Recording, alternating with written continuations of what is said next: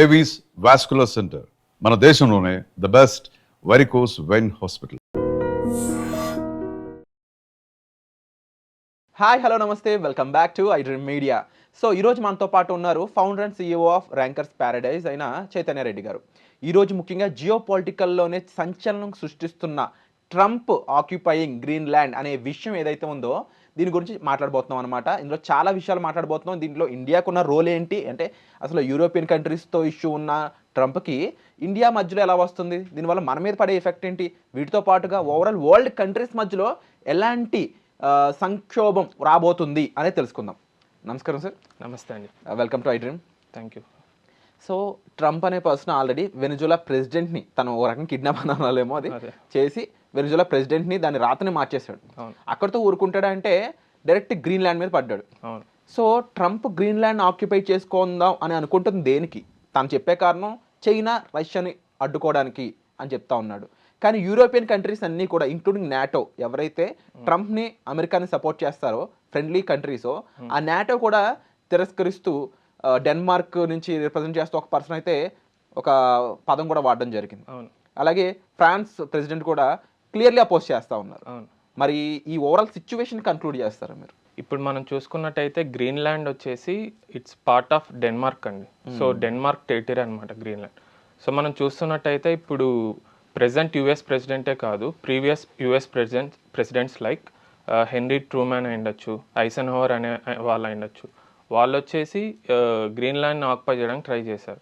So ఇక్కడ మనం చూస్తే మెయిన్ రీజన్స్ వచ్చేసి నేను టాప్ 3 మెయిన్ రీజన్స్ ఇస్తానండి. సో ఫస్ట్ వచ్చేసి Greenland it is part of GCR అనేది వచ్చేసి గ్రేట్ సర్కిల్ రూట్ అంటారు. అంటే మనం ఇప్పుడు యూరోప్ నుంచి అమెరికాకి వెళ్ళాలంటే గ్రీన్లాండ్ మీద ఉన్న ఎయిర్ స్పేస్ వచ్చేసి షార్టెస్ట్ ఫామ్ అనమాట. సో ఇప్పుడు యుఎస్ వచ్చేసి డిఫెన్స్ రీజన్స్ కోసం గ్రీన్లాండ్ ఆక్యుపై చేయాలనుకుంటుంది.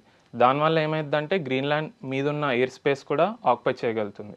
సో దానివల్ల ఏంటి అడ్వాంటేజెస్ అంటే ఫ్యూచర్లో ఇప్పుడు ఎప్పుడైనా రష్యా నుంచి మిజైల్స్ యుఎస్కి వెళ్ళాయనుకోండి, సో మనం గ్రీన్లాండ్ మీద ఎయిర్ స్పేస్ యుఎస్ కంట్రోల్లో ఉంటే యుఎస్కి ఎక్కువ రియాక్షన్ టైం దొరుకుతుంది. సో అప్పుడు ఏంటంటే ఆ మిసైల్స్ని కౌంటర్ చేయడానికి యుఎస్కి ఒక క్విక్ రెస్పాన్స్ టైం లాగా అనిపిస్తుంది. సో సెకండ్ రీజన్ వచ్చేసేసరికి మనం గ్రీన్లాండ్లో ఎప్పటి నుంచో గడ్డగట్టుకుపోయిన ఐస్ అంతా న్యాచురల్గా గ్లోబల్ వార్మింగ్ వల్ల అది మెల్ట్ అవుతుందన్నమాట. సో అలా మెల్ట్ అవ్వడం వల్ల ఏమవుతుందంటే న్యాచురల్గా మ్యారిటైమ్ రూట్స్ ఏర్పడుతున్నాయి. సో యుఎస్ వచ్చేసి ఆ మ్యారిటైమ్ ట్రాఫిక్ని కంట్రోల్ చేయాలనుకుంటుంది so that it can move freely to Europe and all. So అది second main reason. Third reason వచ్చేసి గ్రీన్లాండ్ అనేది చాలా పెద్ద కంట్రీ ఏరియా వైజ్, కానీ population wise less than 1 lakh ఉంటారు. సో అక్కడ ఎప్పటి నుంచో వచ్చేసి క్రిటికల్ మినరల్స్ అంటాం, అంటే రేర్ ఎర్త్ మినరల్స్ అయ్యుండొచ్చు, ఆయిల్ అండ్ న్యాచురల్ గ్యాస్ అయ్యుండొచ్చు, ఇవన్నీ అన్ట్యాప్డ్ ఉన్నాయి, అంటే అవి ఎవరు ఎక్స్ప్లోర్ చేయట్లేదు. సో గ్రీన్లాండ్ మీద కమాండ్ వస్తే యుఎస్ వచ్చేసి ఆ rare earth minerals, natural gas ఇవన్నీ కూడా ట్యాప్ చేద్దామనేసి ఈ 3 మెయిన్ రీజన్స్తోనే గ్రీన్లాండ్ ఆక్యుపై చేయాలనుకుంటుంది. అందుకే యుఎస్ కూడా ఆల్మోస్ట్ $10,000 to $100,000 మనీ కూడా ఇవ్వాలనుకుంటుంది గ్రీన్లాండ్ సిటిజన్స్కి. మీరు అక్కడ ఉండాల్సిన అవసరం లేదు, యుఎస్కి వచ్చేయచ్చు సో అనేసి కూడా చెప్తుంది.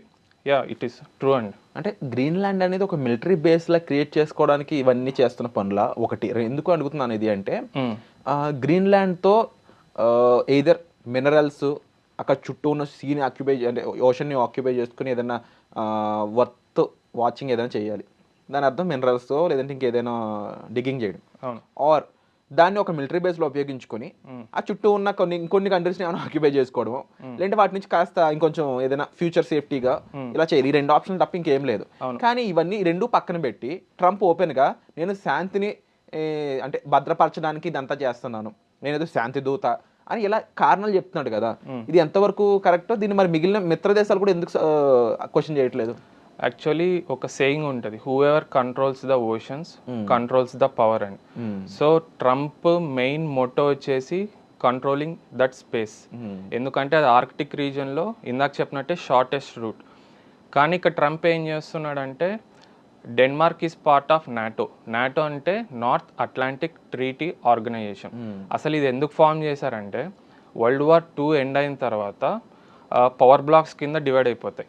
రష్యా అండ్ కమ్యూనిస్ట్ చైనా ఇవి ఒక పవర్ బ్లాక్స్, యూరోప్ ఒక పవర్ బ్లాక్. మనం జియోగ్రాఫికల్గా చూసుకుంటే యూరోప్ వచ్చేసి రష్యా పక్కనే ఉంటుంది, అటు ఇటుగా యూరోపియన్ కంట్రీస్ అన్ని. సో అప్పుడు యుఎస్ ప్రెసిడెంట్స్ వాళ్ళందరూ క్రొనలాజికల్గా ఆలోచించి ఈ నాటో అనే దాన్ని ఎస్టాబ్లిష్ చేశారనమాట. దీని మెయిన్ పర్పస్ ఏంటంటే ఏ పవర్ రాకూడదు మనకి రష్యన్, అప్పట్లో యుఎస్ఎస్ఆర్. సో ఇది మళ్ళీ బాగా పవర్ గెయిన్ చేసుకొని వరల్డ్ వార్ టైప్ అలా సిచ్యువేషన్ రాకూడదన్న పర్పస్తో ఎస్టాబ్లిష్ చేశారు ఎన్ఏటిఓ అనేది. కానీ ఇక్కడ ప్రాబ్లం ఏమైపోతుంది, ఆల్రెడీ డెన్మార్క్ అనేది పార్ట్ ఆఫ్ నాటో.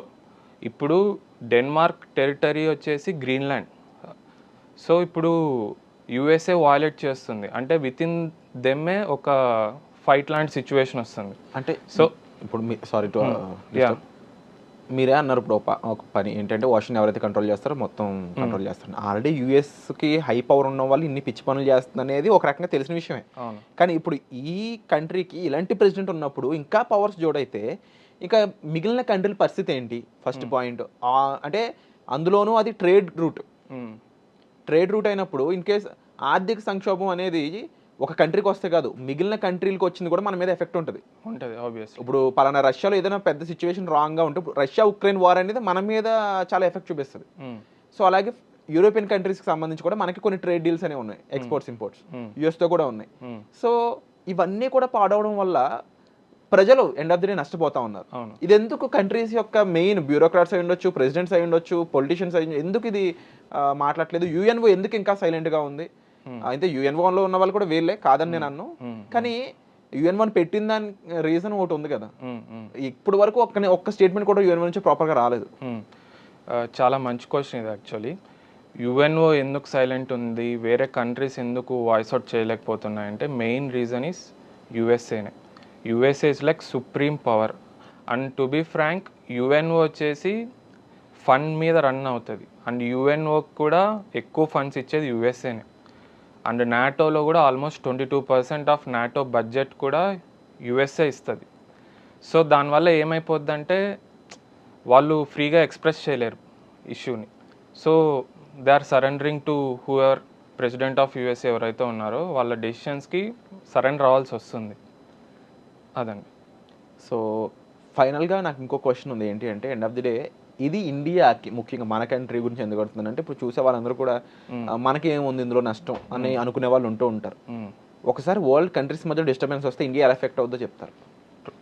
యాక్చువల్గా మనము వసుదైవ కుటుంబకం అనే ఒక లైన్ మీద ఫాలో అవుతున్నాం. మొన్న G20లో కూడా మనం ఆ లైన్ ఫాలో అవుతున్నాం. దాని మీనింగ్ ఏంటంటే whole world is a one family అన్న పర్పస్తో వెళ్తున్నాం. సో ఇది ఎథికల్గా కూడా మనం యూఎస్తో ఫ్రీగా ఉండలేం. అండ్ ఆల్సో ఇక్కడ మెయిన్ రీజన్ ఏంటంటే మన డయాస్పోరా ఇండియా నుంచి యూఎస్కి వెళ్ళి సెటిల్ అయ్యి అక్కడ నుంచి మనకి రెమిటెన్సెస్ రూపంలో చాలా డాలర్స్ వస్తుంటాయి. సో ఇండియన్ డయాస్పోరా యూఎస్ఏలో కూడా కీ రోల్ ప్లే చేస్తుంది. సో యూఎస్తో మనకి లింక్స్ అవసరం, కానీ యూఎస్ఏ ఈ బిహేవియర్ వల్ల మనకు కొన్ని ఎథికల్ ఇష్యూస్ వస్తాయి. అంటే మన ఫండమెంటల్స్కి కొద్దిగా అపోజింగ్గా ఉన్నాయి. సో అది ఫ్యూచర్లో కొద్దిగా యూఎస్ఏ కూడా ఆలోచించి ఒక ఫ్రెండ్లీ అట్మాస్ఫియర్ మెయింటైన్ చేస్తాని ఎక్స్పెక్ట్ చేయొచ్చు.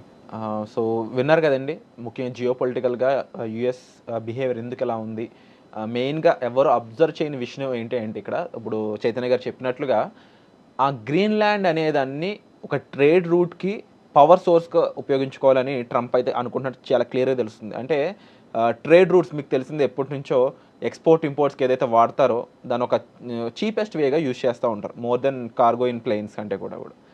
సో దాని రకంగా యూరోపియన్ కంట్రీస్కే కాదు ఏషియన్ కంట్రీస్కి రెండింటికి కలిపిన ఎక్స్పోర్ట్స్ ఇంపోర్ట్స్ యూఎస్ నుంచి ఏదైతే వెళ్తుంటాయో అలాగే మిగిలిన కంట్రీస్కి ఏదైతే వెళ్తుంటుందో ఆ మార్క్ ఏరియాని చూసినట్లయితే దాన్ని కంప్లీట్గా ఆక్యుపై చేద్దాం అనుకుంటున్న ట్రంప్ పన్నాగం అయితే ఇదని చెప్పవచ్చు అన్నమాట. మరి ఇలాంటి బిజినెస్ ఆలోచనలు ఏవైతే ఉన్నాయో యాజ్ ఎ బిజినెస్ మ్యాన్గా ట్రంప్ ఆలోచిస్తున్నాడు, కానీ ఒక ప్రెసిడెంట్గా కింద ఉన్న జనాల గురించి మిగిలిన కంట్రీస్ యొక్క మంచితనం గురించి అయితే మాట్లాడట్లేదు ఆయన. సో ట్రంప్ బిహేవియర్పై ఈ గ్రీన్లాండ్ ఆక్యుపై దీని గురించి ఏమనుకుంటున్నారో మీరు కామెంట్ సెక్షన్లో మెన్షన్ చేయండి. అండ్ మీ వ్యూస్ మాకు చాలా ఇంపార్టెంట్, తప్పకుండా కామెంట్ సెక్షన్లో మీ వ్యూస్ అనేది తెలియజేయమని నేను కోరుకుంటున్నాను. అండ్ అలాగే ఈ ఎపిసోడ్ నచ్చితే లైక్ చేయండి. వచ్చే ఎపిసోడ్ మళ్ళీ కలుద్దాం. Thank you sir.